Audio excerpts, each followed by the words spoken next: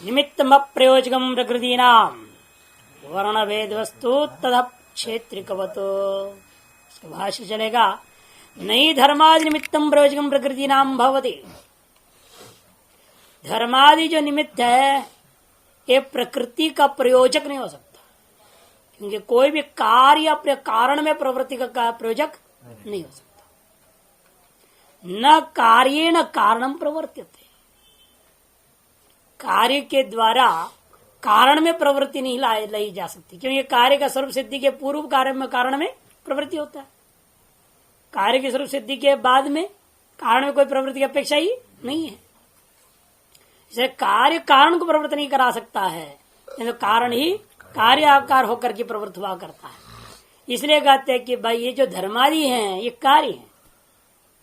यदि पहले प्रकृति भूता पंचमहाभूत आदि होकर शरीर आदि न बना होता तो धर्मादि कहां से बनते?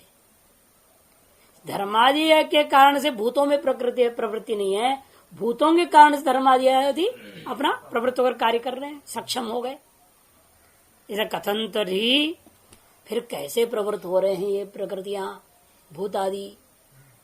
कहते ये तो आवरण भेदस्तु तथा क्षेत्र कवत दृष्टा, केवल आवरण का भेद प्रतिबंधक का भेदन करने मात्र से स्वाभाविक प्रवृत्ति होती है। इस क्षेत्रिकवत दृष्टांत को दो ढंग से लेंगे। प्रतिबंधक का हटाने पर प्रवृत्ति स्वाभाविक होते हैं, ऐसे पदार्थों में से ये प्रकृति भी है। प्रकृति भी उसी प्रकार का। इसके लिए दो तरह के इस क्षेत्रिकवत को हटा, एक तो कल जैसा हमने बता दिया था क्यारियां हैं जल को प्रवाहित करने के लिए, वो जो बीच नीचे प्रतिबंधक बना हुआ हर क्यारी के द्वार पे उसको हटाता है तो जल अंदर जाएगा। उत्तरोत्तर पहले सबसे ऊंचे पे ले जाएगा, फिर वहां से नीचे नीचे नीचे में लेते जाता है। एक प्रक्रिया होती है उसकी चलाने की। तो उसके बाद कहते हैं कि भाई एक दूसरे तरीके से क्या लेंगे, आपने मान लीजिए गोबर डाला है या यूरिया लगा दिया, कुछ डाल दिया खेती में, लेकिन वो जो सार है वो आपके वांछित फसल में ही जाए, इसलिए आपको क्या करना पड़ेगा, अन्य जो बीच में उगते रहते हैं उस प्रतिबंधकों को निकालता है। ये नहीं कि यूरिया दाना लेके उसकी जड़ में रखता है, तुम ही लेना भाई, इधर से उधर नहीं जाना चाहिए। बारिश होगी तो क्या होगा, सब इधर उधर हो जाएगा। तो जितना भी रख भी लेगा वो टिकने वाला है नहीं वैसे, तो फिर भी वही जाना है वो। तो वो जो सार है, जो रस है, वो उन्हीं पौधों में जाए, अन्य में न जाए। उसे करना क्या पड़ता है, जो अन्य है उसको हटाने मात्र से वह रस स्वतः ही आपके लक्षित वस्तु का अंदर प्रवेश कर जाएगा। ये दो तरीके से ले रहे हैं, या तो जल का आवरण भेद, या तो इस तरह का प्रतिबंधभूत अन्य जो घास आदि है उनको हटाने मात्र से आपका डाला हुआ रस जो सार है वो अवांछित फसल में ही जाएगा।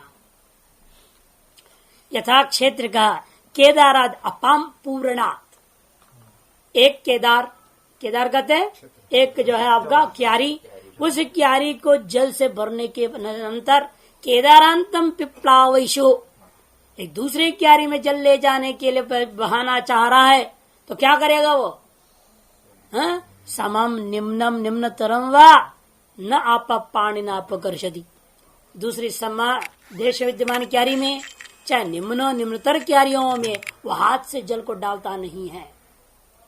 तो करता है क्या है वो, आवरण तो आसाम भिन्नति, उनमें जल का प्रवाहित होने के प्रति जो आवरण है उन आवरणों को भेदन कर देता है।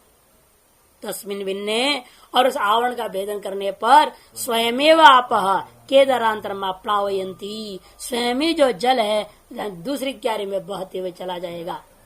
तथा धर्म प्रकृति नाम आवरणम अधर्मम भिन्नति, इसलिए प्रकृतियों का आवरण भूता जो अधर्म है उसको धर्म क्या करेगा, भेदन कर डालेगा। इतने मात्र तस्मिन भिन्ने, वो अधर्म रूपी जो यहाँ पर अधर्मम धर्मम बनाना पड़ेगा। तथा धर्म प्रकृति नाम आवरणम मधर्मम, एक म पूरी लिखनी पड़ेगी आकार सहित वाली, तभी बनेगी ना, आवरणम अधर्मम भिन्नति, वो धर्म रूपी निमित्त क्या करता है, यहाँ केवल उस प्रकृति का प्रवाह का प्रति जो आवरण भूता अधर्म है उसका भेदन कर देता है। करने से तस्मिन भिन्ने सधर्म का भेदन होने पर स्वयमेव प्रकृत वे प्रकृति हमने भूत इंद्रियां वगैरह क्या करते हैं स्वयं ही सम विकार में प्लावयंती अपने अपने विकार की ओर प्राप्त होता हुआ पूर्ण कर देते हैं। बात से समझते है ना, जब अगला शरीर जो बनाता है सब वहां जाएंगे कि नहीं या कैसे जाते हैं उसकी कथा हो रहा है विचार। जात्यंतर परिणाम प्रकृत्या पूरा उसकी तो विचार ना, प्रकृत्या पूर्ण कैसे करेंगे, स्वाभाविक होते हैं या कोई निमित्त से होता है, यही प्रश्न था। उसका जवाब है प्रकृति का जो आपूर्ण है वो स्वाभाविक है और धर्मादि जो निमित्त बन रहे हैं वो केवल प्रतिबंधक होता अधर्मों का बांधने के लिए है। यथा जो खेती बाड़ी करने वाला जो किसान है उसका काम क्या है, केवल जल के स्वाभाविक प्रवृत्ति के जो बाधक हैं उसको हटाना मात्र उसका काम होता है। उतने मात्र में किसान निमित्त हो जाता है जल को एक क्यारी से दूसरे क्यारी में जाने के प्रति। तद्वत यहाँ पर भी यह धर्म केवल प्रकृति का एक शरीर से दूसरे शरीर में जाकर के सारे चीजें बनाने के प्रति प्रतिबंधिकी भूता अधर्म का निवारक मात्र ही है। यथावा सएव क्षेत्र का दूसरे तरीके से दृष्टांत बोले रहे, अथवा दूसरी तरीके से ले लो जो क्षेत्र सएव वही जो किसान तस्मिन्नेव केदारे न प्रभवती औदकान भौमान वास्त्रसान धान्य मूलानी अनुप्रवेशितुम। वो जो किसान है एक ही क्यारी में भी विद्यमान जो उद्जल को या भौमान वारसान जो भौम रसों को धान्य के मूल तक प्रवेश कराने में न प्रभवती समर्थ नहीं होता। धान रोपा है मान लो, उस धान का मूल में ही वहां जो भौम रस डाला हो या जल वहीं जाए और घास आदि को प्राप्त न हो, ऐसा वो करने में वो सक्षम नहीं हो सकता। फिर क्या करता है वो, कहते हैं किंतरी मुद्ग गवेधुक श्यामाकादीन ततो अपकर्षति। उसके जो क्यारी में रहने वाला पैदा हो कोई मूंग का जो है गाछ निकल गया या गवेधुक या श्यामा का या अन्य कोई चीजें जो भी अन्य पौधे पैदा हुए हैं उन अन्य पौधों को वो वहां से निकाल के फेंक देता है। तब वह जल एवं भौमसार कहाँ जाएगा, वांछित धान्य में ही जाएगा।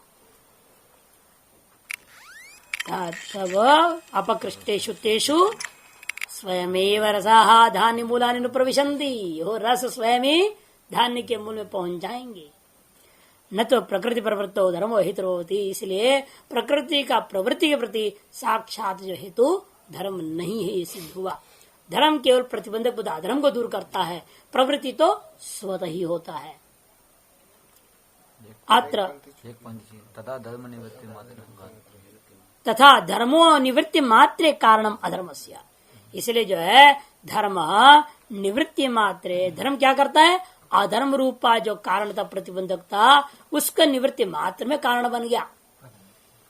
प्रतिबंधक का अभाव कारण है ना, प्रतिबंधक का अभाव कारण है और प्रतिबंधक को हटाने में कारण कौन बना, इसलिए धर्म।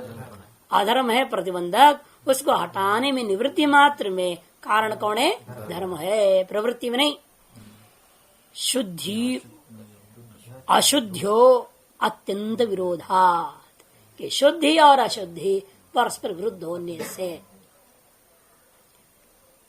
न तो प्रकृति प्रवृत्त धर्म हेतु भवति, और इसलिए प्रकृति का प्रवृत्ति में धर्म कारण नहीं हुआ। अधर्म अशुद्धि, शुद्धि धर्म है, इसे शुद्धि और अशुद्धि परस्पर विरुद्ध है, धर्म अधर्म विरुद्ध है। इसे अधर्म हटाए बिना धर्म जो है सहयोग नहीं देगा तो अधर्म हटेगा नहीं, अधर्म नहीं हटा तो प्रकृति की प्रवृत्ति नहीं हो सकती है। हम सब लोग दूसरा शरीर बना नहीं पाते हैं और भूतों को जो शरीर में आवश्यक पदार्थों को परिपूर्ण करने के लिए स्वाभाविक प्रवृत्ति करा नहीं पा रहे हैं। क्यों, हम लोगों के अंदर सब अशुद्धि है, अधर्म भरा पड़ा है, वो इतना बड़ा प्रतिबंधक है, हम संकल्प जो करते होता नहीं है। यदि अधर्म ना होता आपका संकल्प क्यों सत्य नहीं होगा। आप जो चाहेंगे वो बनाएंगे, और क्यों आपने प्रतिबंध हटा दिया, आपने अपने धर्म के बल पर अधर्म प्रतिबंधक को हटाने मात्र से प्रकृति आपके पीछे नाचने लगेगी, स्वाभाविक प्रवृत्ति होगी जो आप संकल्प के अनुरूप सारी चीजें बना देगी। जो चाहो सो बनाएगी, वो प्रकृति का काम है बनाना। बस उसके प्रतिबंधक नहीं होनी चाहिए, वो अपना काम चालू हो जाता है उसका। तो इसीलिए निर्भर होता है कि भाई आप किस प्रकार से उसकी स्वाभाविक प्रवृत्ति को समझना पड़ेगा, उसके अनुरूप के प्रतिबंधक को समझना पड़ेगा। उसकी स्वाभाविक प्रवृत्ति के प्रतिबंधक कौन है, उसको समझ लोगे तो सारा की व्यवस्था बन जाए। वस्तु के स्वभाव को पहले पहचानो, और स्वभाव को निखारना या दबाना है, उसके लिए आवश्यक प्रतिबंधक और प्रतिबंधक को जानना पड़ता है। नहीं तो जीवन ही मुश्किल हो जाता है घरों में भी। हाँ। शुद्ध अशुद्धि पर विरुद्ध पता चलता है। एक बार एक आदमी था, बहुत परेशान था पत्नी से। हाँ। परेशान था तो बार बार बोलता था मित्र से कि ऐसा है भाई, देखो क्या मैं तो परेशान हूं, तुम तो बड़ा सुखी हो। मित्र ने कहा ऐसे कैसी बात तुम्हारी पत्नी हो सकती है, वे हर बात उल्टा उल्टा कैसे कर सकती है, ये तो हो नहीं सकता तुम जो कह रहे हो। तो चलो मैं चलता हूं तुम्हारे घर, एक दिन हम आएंगे, तो भोजन रखो हमारे लिए, हम आएंगे, देखते तुम्हारी पत्नी से बात करता हूँ। ठीक है भाई, मित्र का निमंत्रण होगा, पत्नी को बोल दिया मित्र आ रहा है भोजन पानी के लिए। ठीक है, बड़ा स्वाभाविक रूप से बनाई और बढ़िया से बढ़िया खिला रही थी। तो मित्र ने इशारा किया, क्या बात है, तो बिल्कुल ठीक ठाक चल रहा है काम, तुम तो घर रोजाना परेशान हो, न ठीक से परोसती नहीं, कुछ नहीं बोलते हो, तुम बिल्कुल ठीक ठाक है, तुम झूठे हो बोला। नहीं कहा अच्छा अब देखो बताता हूँ। तो वो जानता था ना स्वाभाविक प्रवृत्ति और अप्रवृत्ति क्या है। उसने कहा ये थोड़ा साड़ी ठीक से ढक्कर के परसो, इतना ही बोला। बस यार पैर इधर उधर सब लात और ग्लास वास सब उड़ा दिया उसने, गुस्सा के मारे सब उल्टा पुल्टा। मैंने देखा ये है, ये देवी का काम है, प्रकृति भी ऐसी होती है। हाँ, सब उल्टा पुल्टा करती रहती है। ये थोड़ा सा छेड़ा नहीं, उसकी अपनी मर्जी से चलनी चाहिए। अब उसको करता क्या, तो उसको कॉफी पीना है तो उसको बोलना पड़ता था चाय बनाओ और कॉफी बनाएंगे।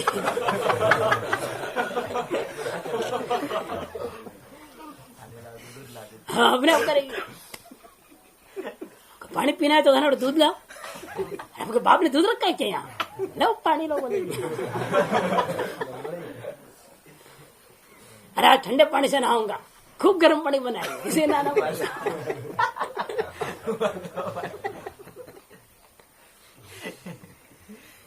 और ऐसे ही जो है कह रहा था प्रकृति विकृति सब सुनाते हैं लोग, कथाकार लोग। एक पत्नी बार बार जब परेशान हुई अपने पति से, हर बार धमकाता था वो, ये कर दे जल्दी नहीं तो वरना, कर दे जल्दी वरना, वरना क्या ही क्या, वरना ये क्या धमका रहा है मेरे, ये नहीं करेगी तो क्या आ गया, तो बोलता नहीं था वो डर के मारे पता नहीं क्या कर देगा, पति है वरना वरना डराता है। आज माने करना पड़े, जो कह दियो कर देती थी।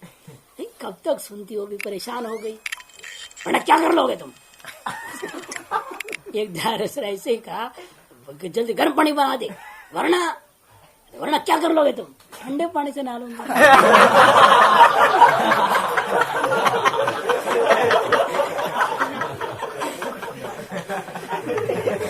और क्या करेगा, रास्ता तो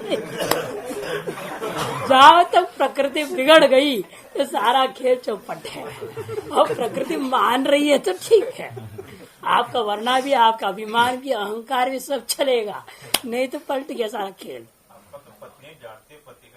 दोनों चलता है ना, दोनों आजकल भी चल रहा है, ऐसी बात नहीं है। अमेरिका में भी जांच हुई भी कुछ साल पहले, पता लगाया गया वहां इतने पढ़े लिखे समझदार समझते सब डाइवर्स करने की छूट, सब छूट है, फिर भी 80% औरतें अपने पति से मार खाती है। अमेरिका में भी आज के डेट पर भी हाल है। ये संस्कृति ऐसा है, ढोल नारी कहा है ना चौपाई, ये पीटन के अधिकारी है, पिटाई के अधिकारी है। हाँ, ढोल गवार शूद्र पशु नार, ये सब जो ताड़न के अधिकारी तुलसीदास जी कहते हैं। किस दृष्टि में का एक अलग बात है, बहुत लंबी चौड़ी व्याख्या है उस विषय में। लेकिन कहने का प्रकृति जो होती है उसको किस प्रकार से आप नियंत्रण करेंगे, जल है, उसका स्वाभाविक प्रवाह है, उसको नियंत्रण भी कर सकते हैं आप। बांध दिया, नियंत्रित हो गया, बांध हटा दिया तो प्रभावित हो गया। इसलिए आपका जो स्वतंत्रता जल को प्रवाहित करने में नहीं है, आपकी स्वतंत्रता केवल उसका प्रतिबंधक को हटाने और प्रतिबंधक को बनाने में। उसी तरह से पुरुष का भी यहाँ पर प्रकृति के अंदर को बहाने में कोई स्वतंत्रता नहीं है। प्रकृति का स्वभाव है चलम गुणवृत्तम, गुण को परिणाम होते रहेगा, चलते रहेगा, इसमें कोई रोक नहीं सकता है। लेकिन इतना ही आप कर सकते हैं, उसमें प्रतिबंधक पैदा कर दो या प्रतिबंधक को हटा दो। प्रतिबंधक पैदा किया तो रुक गया और हटा दिया तो प्रवाह चल पड़ा। इस तरह से योगी करता क्या है, दूसरा शरीर को बनाने में और उस शरीर के अनुरूप भूतों को प्रवृत्त कराने के लिए केवल प्रतिबंधक होता अधर्म को अपना धर्म से, तपस्या से, मंत्र से, जप से, तप से, जो बताया अनेक प्रकार सिद्धियों से वो काट देता है। जब अधर्म हट जाता है उसे संकल्पानुरूप प्रकृति स्वतः ही प्रवृत्त होती है। ये यहाँ सारी बात समझाने के लिए हमने कहा है।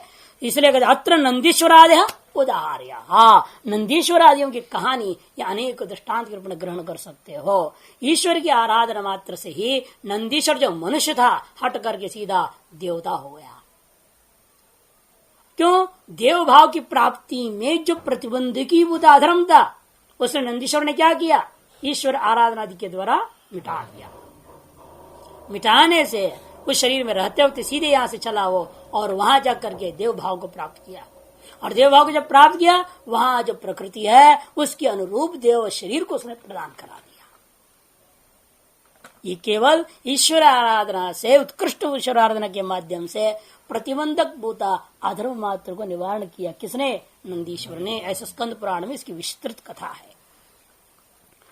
विपर्येणापि अधर्मो धर्मम बाधते, आगे ना, इसलिए विपर्य से अधर्म क्या करेगा, धर्म को बाध देगा, तो स्वाभाविक प्रवृत्ति ठप हो जाता है उसमें। ततश्च अशुद्धि परिणाम, उस अशुद्धि परिणाम हो जाएगा। जैसे नहुष का कहानी, जो असुर वो सर्प बन गया, अजगर बन गया था। तत्रापि नहुष अजगरादेह उदाहर्य, नहुष की जो अजगर शरीर की प्राप्ति है ये इस उदाहरण में समझ लेना। यदा तो योगी बहुन काया निर्मिते तदा किम एक मनस्कास्ते भवंती अथ अनेक मनस्काइति। अब दूसरी शंका हमने कहा था ना, इस बार पहले वो सिद्धियों को लेकर आने वाली शंकाओं का समाधान है। वह शरीर बनाता है तो उससे स्वतंत्रता है या नहीं, प्रकृति कैसा पूरी करती है, उसकी जवाब हो गया। अब अगले प्रश्न का जो जवाब था, कहा था ना मैंने, एक मन है सबका संचालन करता है, अलग अलग मन होता है, उसकी जवाब उठा रहे। यदात योगी बहुन काया निर्मित, बहुत सारे शरीरों को निर्माण कर लिया, तब वहां तदा किम एक मनस्कास्ते भवंती अथ अनेक मनस्काइति, वे सब एक के प्रत्येक शरीर में अलग अलग मन होता है, अलग अलग चित्त होता है, एक ही चित्त का सबका संचालन होता है, ये शंका होता है। तो जवाब दे निर्माण चित्तानी अस्मिता मात्रा, प्रत्येक में अलग अलग चित्त बनाता है। इन सकल चित्तों का भी नियंत्रण करने वाला अस्मिता उसकी वो एक होगा। अभिमान एक है, सभी शरीरों पर अभिमान कर रहा है वो। जैसे स्वप्न में आपके द्वारा परिकल्पित प्रत्येक शरीर का अपना अपना अलग मन होता है कि नहीं होता है, वो बोल रहा है, आप बोल रहे हैं, सब व्यवहार चल रहा है वहां पर। स्वप्न में आपने अनेक शरीर का निर्माण किया, सकल शरीरों में अलग अलग मन था, अलग अलग मन इंद्रियों को अलग प्रकार से व्यवहार भी हो गए, लेकिन उनके अस्तित्व में स्वतंत्रता, उनकी अपनी अस्मिता नहीं थी। जैसे आपकी अस्मिता हट गई उनमें से, सारे के सारे मिट भी गए। जैसे इस जागृत वाले शरीर में अस्मिता आ गई तो क्या हुआ, स्वप्न के सगल पदार्थों विद्यमान अस्मिता अपने आप मिट गया, क्योंकि उन सभी में मन और चित्त आदि व्यवहार अनेक भले ही थे, लेकिन उनका जो अस्मिता थी वो एक था। एक व्यक्ति उन सब पर अभिमान कर रहा था। बल उस क्षण में निद्रारूपी दोष के कारण से यह बात उसे मालूम नहीं है, बस यह योगी को यह बात मालूम रहता, इतना ही फर्क है। इसलिए योगी के निर्मित अनेक चित्त, जो अनेक शरीर है, वह आपके स्वप्न शरीर के तुल्य है। अनेक मन वाला भी होगा, निर्माण चित्त उसको कहते, वास्तविक चित्त है ना वो, निर्माण चित्तानी अस्मिता मात्रात कर दिया। क्या शंका इसीलिए हुआ था क्योंकि नाना मनस्क मान लेंगे कायों का, प्रतिचित्तम अभिप्राय भेदात, प्रतिचित्त में अभिप्राय भिन्न भिन्न हो जाएगा, फिर योगी का उसके साथ नियंत्रण नहीं रहेगा, एक अभिप्राय का अनुरोध नहीं रह जाता है और परस्पर अनुसंधान भी नहीं रह जाएगा। योगी को मालूम नहीं होगा एक शरीर से उसने क्या किया है, दूसरे शरीर से क्या किया है, उसका अनुसंधान कौन करेगा? यदि वो अत्यंत स्वतंत्र हो जाएंगे तो सारे शरीर, उसे पता नहीं चलेगा कि मैंने अमुक शरीर से ये किया, अमुक शरीर से वो किया, ये निर्णय कौन करेगा? इसे नाना मनस्क होने पर समस्या अपने अपने मन सब अलग अलग होते रहेंगे, परस्पर असंबद्ध रहेगा, एकानुसंधाता ना रहेगा, तो ये दोष आएगा कि वो योगी का शरीरों पर नियंत्रण ही खत्म हो जाएगा। और एकमेव कह देंगे, फिर सभी एक समान होना चाहिए। फिर हाँ, ये अगर हाथ उठाया खाने के लिए, सारे शरीर हाथ उठाने चाहिए खाने के लिए, कोई कहीं भी रहे शरीर वो। एक शरीर से प्रवचन दे रहा है, एक शरीर से यहाँ खा रहा है, एक शरीर से सो रहा है, तो नहीं चल पाएगा। फिर एक ही मन है ना, एक बोल रहा है तो भाई बोलने से मन संबद्ध है, तो सारे शरीर बोलने से मन संबद्ध हो जाए, क्यों? एक ही मन है सभी में। यह आपत्ति होगा, नानात्व में भी आपत्ति, एकत्व में भी आपत्ति है, तो व्यवस्था कैसे दोगे? इस आशंका का जवाब दिया कि निर्माण चित्त भले एक है, अनेक है, किंतु अस्मिता एक है। अस्मिता मात्र में अहंकार मात्र चित्त कारण उपादाय निर्माण चित्तानि करोति। अस्मिता मात्र में अहंकार मात्र जो चित्त का कारण है उसे लेकर के क्या करता है? निर्माण चित्तानि करोति। वो अनेक शरीर निर्माण चित्त इसलिए करते हैं, उसका अपना है ही एक अलग, जो प्रारब्ध कर्म से प्राप्त शरीर में अगर योगी बना है, उसके अपने द्वारा परिकल्पित शरीरों का, चित्तों का नाम निर्माण चित्त, और खुद के लिए केवल चित्त शब्द प्रयोग होगा। पहले कह दिया चित्त कारणम स्व अहंकार, अपने चित्त का कारण ही भूता, जो स्व का अहंकार थी, उस अहंकारी कारण है जिससे चित्त बना, मन बना हुआ है। कि मन कहां से पैदा होता है? अहंकार से। अहंकार का कार्य है ना, योग और सांख्य के मत में अहंकार का कार्य मन है। इसे कहते हैं कि चित्त मने मन का कारणीभूत जो अहंकार है, उसके माध्यम से क्या करता है? अनेक चित्तों को, मनों को निर्माण कर लेता है। तथा सचित्तानि भवंती, इसे क्या हो गया? प्रत्येक शरीर अनेकों चित्तों वाले हो गए। अग्नि विस्फुलिंगा एवं, अग्नि का जैसे अनेक विस्फुलिंग होते हैं, चिंगारियां होते हैं, और सगल चिंगारियों में अग्नि है। अग्नि सब मुख्य अग्नि तुल्य नहीं होता, अग्नित्व तुल्य है, सामर्थ्य तुल्य नहीं। जितना मुख्य अग्नि जला सकता है उतना छोटा सा जो है अंगारा जला नहीं सकता। दाहकत्व है, प्रकाशकत्व भी है, तुलनात्मक है, कारण रूपा वस्तु से उस कार रूपा विस्फुलिंगों में न्यून होता है सामर्थ्य, क्योंकि उसका सामर्थ्य का कारण दूसरा ही है। इसलिए स्थूल दृष्टांत है अग्नि विस्फुलिंगा, उस दृष्टांत से समझाने का प्रयास किया। तो कहते ठीक है, यदि ऐसा है योगी को फिर भोग ही सिद्ध नहीं हो पाएगा। मान लो एक शरीर को बुखार आ जाए, दूसरे शरीर को सुख मिल रहा है, तो दोनों का कैसे अनुभव करे वह योगी?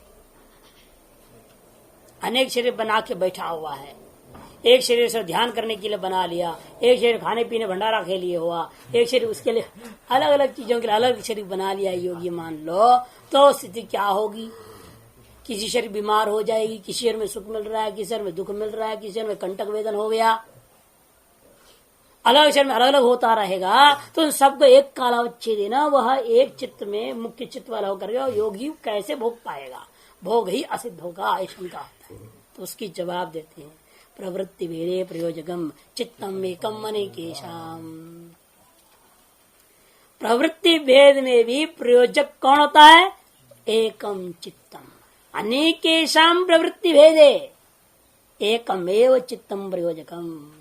जहां देखता है वो गड़बड़ आ गया तो शरीर गुल्लाई कर देगा ना। वो शरीर बनाया जिस काम के लिए, वो काम के लायक नहीं रह गया, मतलब किसी साधन बाधक होने लग जाए तो उसका लय करने का भी तो दम रखता है बनाने वाला। बुखार आ गया और शरीर को काम के उसको बनाया तो जप करने के लिए, एक शरीर बनाया, तुम शरीर बना कर बैठो जप करो, उसका मन लगा दिया, उसे जप कर रहा है, ऐसे बुखार हो गया, जब करने में समर्थ नहीं रहा, शरीर को अंदर कर देगा, प्रकृति लेकर डाले, दूसरी शरीर बना देगा, स्वतंत्र न करने में। वो इधर सामर्थ्य वाले की चर्चा हो रही है यहाँ पर। इसीलिए उसके लिए भोग में कोई परेशानी नहीं होगी। घबराओ मत, एक में दुख आ गया, एक में सुख आ गया, ऐसा होगा ही नहीं। कि सबका प्रयोजक कौन है? एक चित्त है। वो हिसाब से देखता है सारी चीज को। जहां बिगड़ गया कोई, उसको लय करके खत्म कर डालेगा। जिस उद्देश्य जिसको बनाया है वह उद्देश्य शरीर से पूरा होनी चाहिए, तब तक ही रखेगा, बाद थोड़े रखेगा उसको, बाद में नहीं बनाए रखता है। इसलिए जैसे भगवान ने कृष्ण ने बनाया, दुनिया भर के ग्वाल बाल सब गाय वाय सब बना दिया। कब तक बना के रखे थे? 1 साल। जब आके ब्रह्मा ने माफी मांग लिया, अब वो असली यहाँ आ गए, इन सब को कहाँ है? उनको ऐसे छोड़ दिया, क्या 2 गुना हो जाता, फिर सब 2-2 हो जाते, वहां सब घबरा जाते। गाँव में क्या हो गया, हमारे 2 कैसे हो गए बच्चे हैं? एक जैसे 2 आते ना, फिर वो एक नकली एक असली। तो भगवान ने कहा कि तुम भेज दो इधर से और इधर से इधर, दूसरे तरफ से सब बाईपास कर दिया उसने, सब अपने अंदर लय कर दिया भगवान ने। ये योगेश्वर का होता है, योगियों का सामर्थ्य है। वो दूसरे को टिकने नहीं देते, जहाँ खत्म कर देते। उद्देश्य जो था पूरा हो गया, बात समाप्त, तो शरीर भी समाप्त हो गया।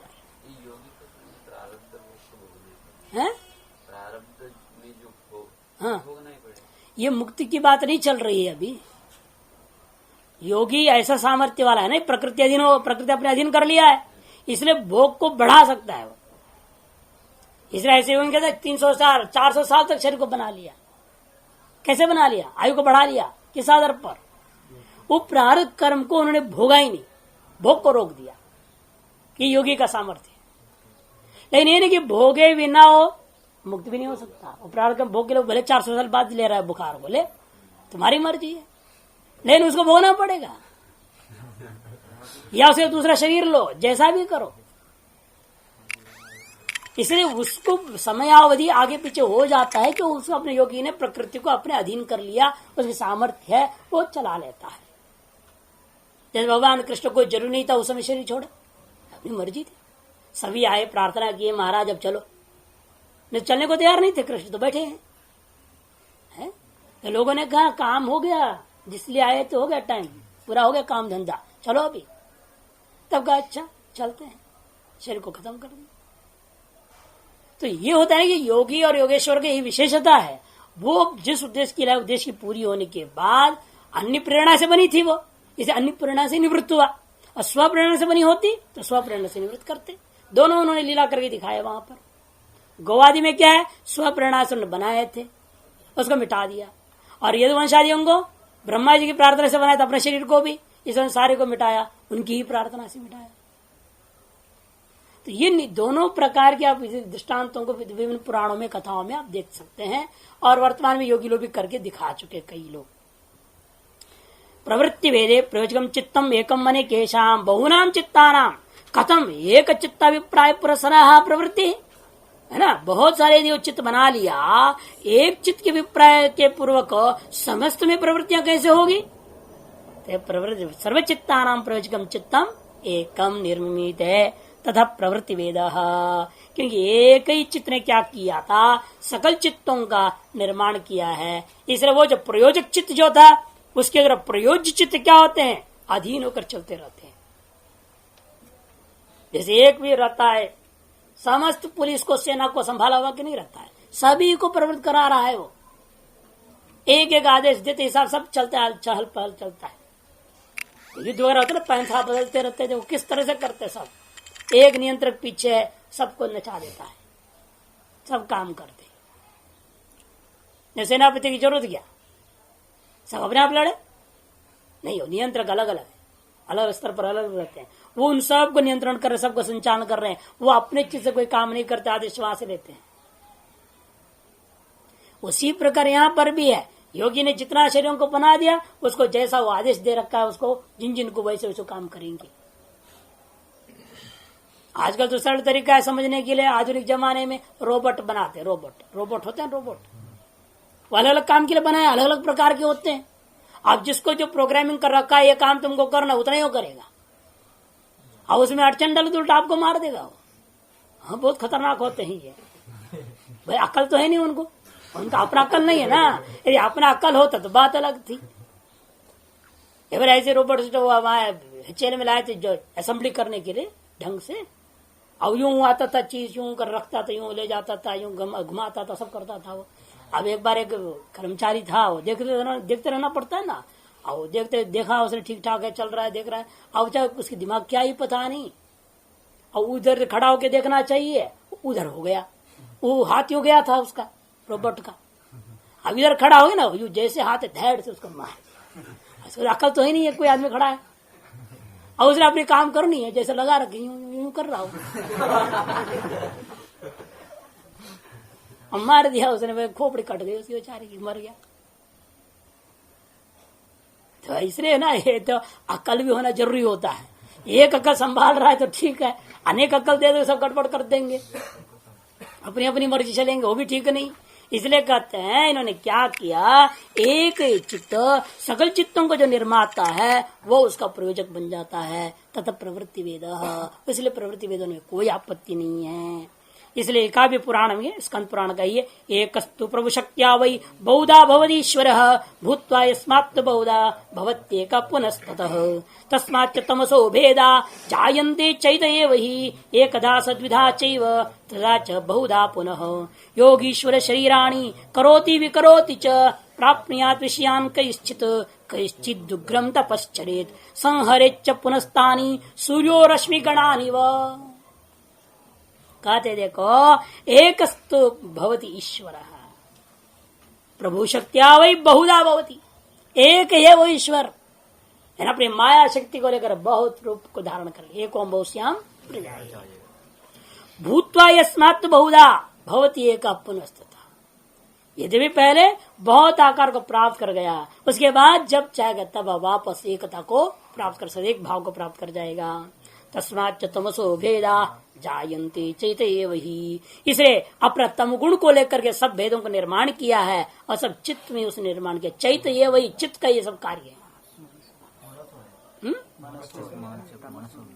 तमसो कहीं मनसो भेदो, मनसो भेदा भी ठीक है, एक की बात कोई बात, तम का ही कार्य है सारा, मन भी है, कार्यभूता ही, तात्पर्य यहाँ पर इतना ही है। मनसो भेदा है तो और अच्छी बात है, वर्तमान के अनुकूल पड़ गया। एकदा द्विधा चैव त्रिधा च बहुधा पुनः, एक दो तीन बहुत, इस प्रकार से योगीश्वर शरीराणि करोति विकरोति च, योगीश्वर शरीरों को निर्माण भी करता है और उसको नाश भी कर डालता है। एक के द्वारा कैश्चित् विषयान् प्राप्नुयात्, कुछ के द्वारा विषयों को प्राप्त करता है, कुछ के द्वारा उग्र तप का आचरण करता है, और जब काम धंधा समाप्त हो गया पुनः स्थान संहरेत, उन सबको संहार कर लेता है। दृष्टांत दिया, जिस प्रकार सूर्य रश्मि गणों को अपने अंदर उपसंहार कर लेता है, बिखेरता है, फिर उपसंहार करता है प्रतिदिन, उसी प्रकार से।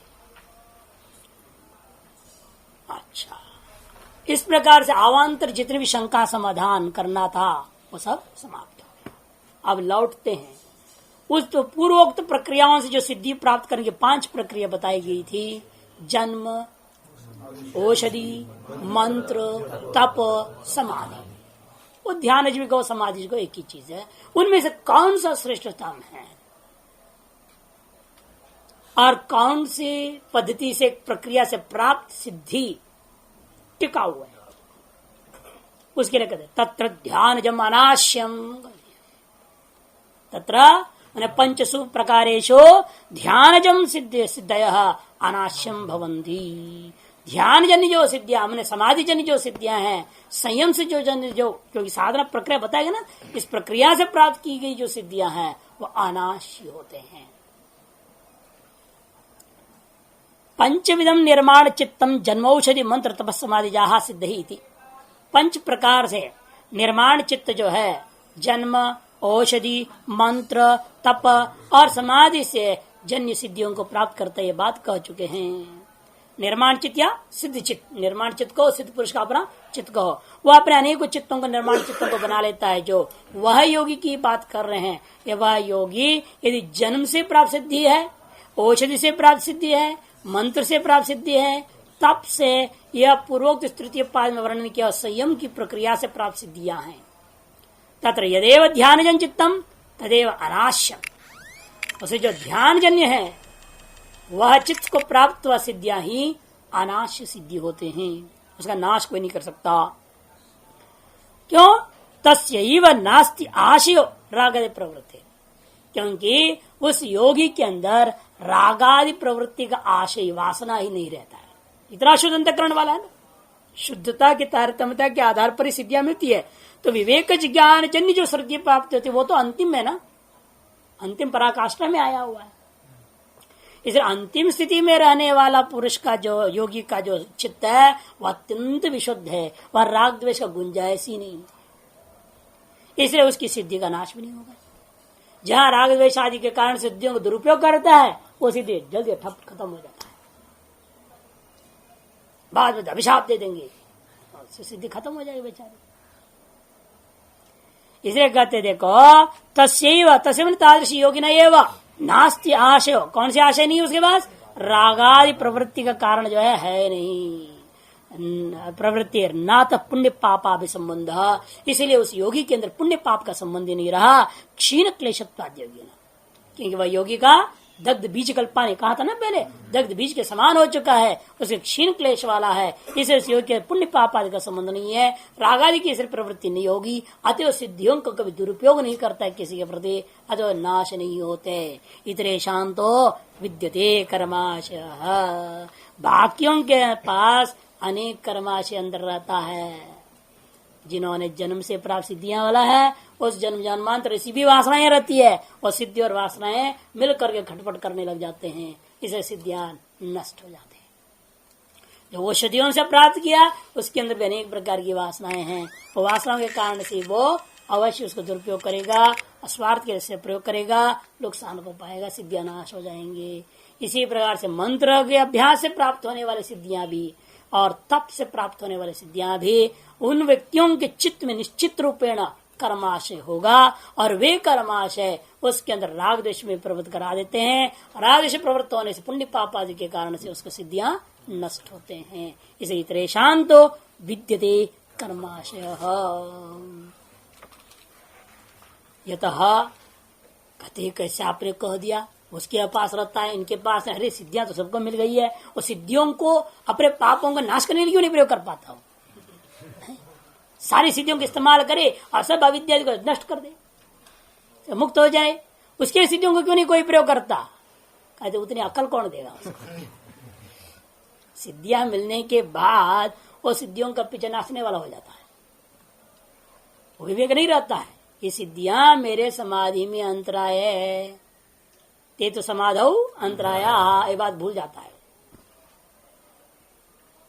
ये विचित्रता है। इसलिए कहते क्योंकि कर्म भी 4 प्रकार के, उनमें से योगी का कर्म जो वास्तविक प्रक्रिया से इन सब को नाश करता हो, जो सर्वोत्कृष्टता को पाते हो, उसके पास अशुक्ल अकृष्ट कर्म होता है, और बाकी लोग कर्म अशुक्ल कृष्ण योगिन त्रिविधम इतरेषाम सूत्र आया। ऐसा क्यों होता है? यतः भाषा से समझ रहे, यतः इसलिए ऐसा होता है क्योंकि कर्म अशुक्ल अकृष्णम योगिनः, योगिनः कर्म, योगी का कर्म कैसा होता है? न पुण्य रूपा है न पाप रूपा है। अशुक्ल माने अपुण्य रूपम, अकृष्ण माने अपाप रूपम, पाप पुण्य रहित स्वरूप है। त्रिविधम इतरेषाम, दूसरे अन्यों के पास या तो पुण्य ज्यादा है, या तो पाप ही ज्यादा है, या पुण्य पाप खिचड़ी है मिश्रित। शुक्ल कृष्ण है, या तो केवल शुक्ल है, या तो केवल कृष्ण है, ऐसे वाले होते थे बाकी लोग। अतः उनको प्राप्त होने वाले सिद्धियां उन्हीं के कर्माशय उनके नचाए जाते हैं और नाश को प्राप्त हो जाते हैं।